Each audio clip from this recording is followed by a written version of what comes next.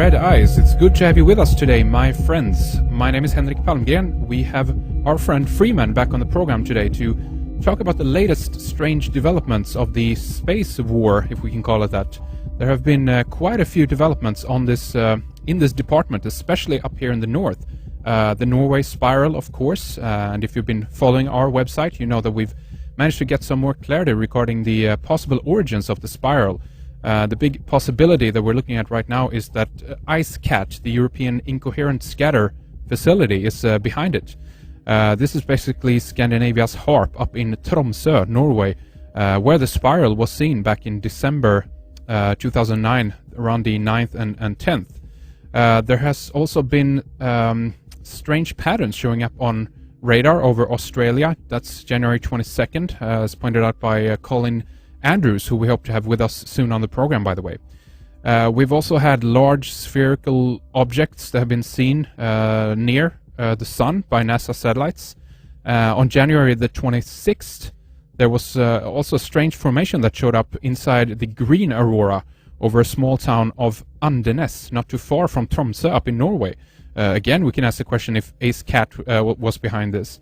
Again, there's been all kinds of strange effects occurring lately. The earthquake, of course, in Haiti as well. People are talking about HARP. Speculation about the origins of the earthquake are many and varied.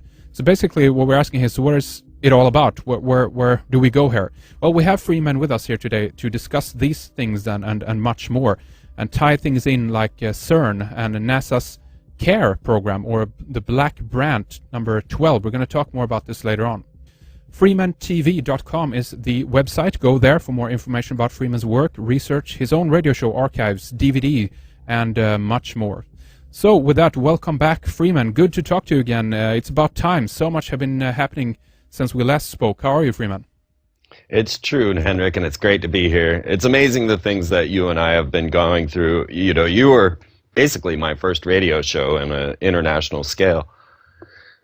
So I love being here. I love talking with you, Henrik. You are my favorite Thank you, host. Freeman. We love to have you, and it's always exciting to have you on, and you bring so many different things together, just like you have now here again then in your latest post that is up on your website, FreemanTV.com. And basically, give us a little bit of an outline here then. I know that you wanted to begin to talk about Flash Gordon, a kind of an off-angle starter for us here today. Tell us about Flash Gordon, Freeman.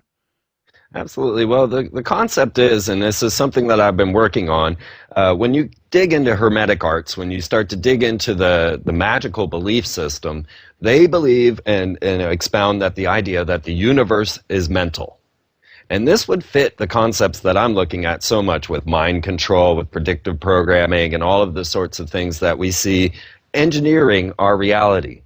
And it seems as if, you know, we are the computer that creates reality, and then they are the input that puts in the programming. And so when we start to see the outline of what's going on today with Hugo Chavez accusing the U.S. of causing earthquakes, this sounds ludicrous, or at least would have maybe a decade ago. But 1936, on the big screens in America, we had Flash Gordon. We had Ming the Ruthless coming through as Galactic Emperor, using weather modification, throwing fireballs, hurricanes, tornadoes at Earth for his own pleasure. You know, Ming wasn't even trying to occupy Earth. He just wanted to have some fun. And then what happens is we've got Flash and Dale Arden coming to the rescue. Now, this is your Princess Warrior programming, something that we've been discussing quite a bit on my show, and also are about to release a magazine coupled with the Sorcerers of Atlantis on this concept of the Princess Warrior programming. But so you see, as far back as 1936, we were already introducing the concept into the minds of mankind about weather modification from extraterrestrial sources coming down to just manipulate planet Earth, and then using a Princess Warrior programming to save planet Earth.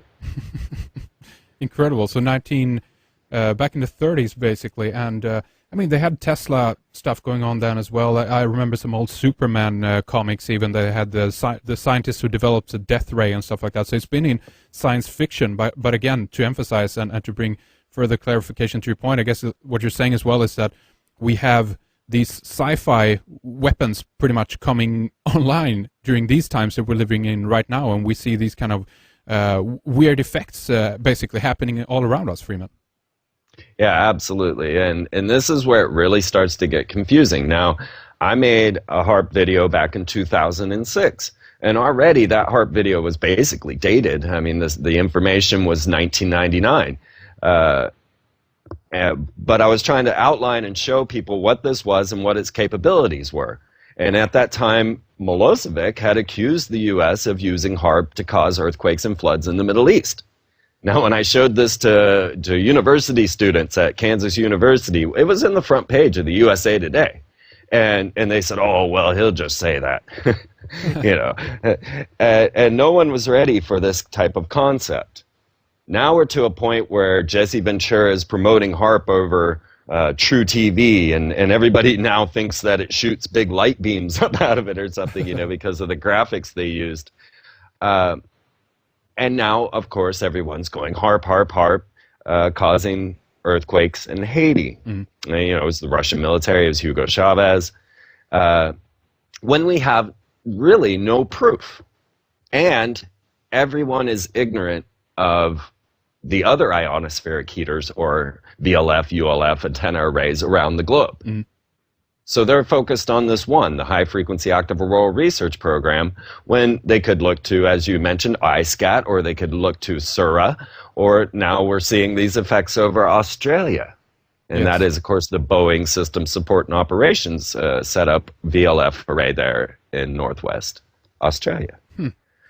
So there's tons of these facilities around, and of course one of the speculation here as well is if they can work in unison, if they can work together to create these kind of things. I don't know if that's necessary.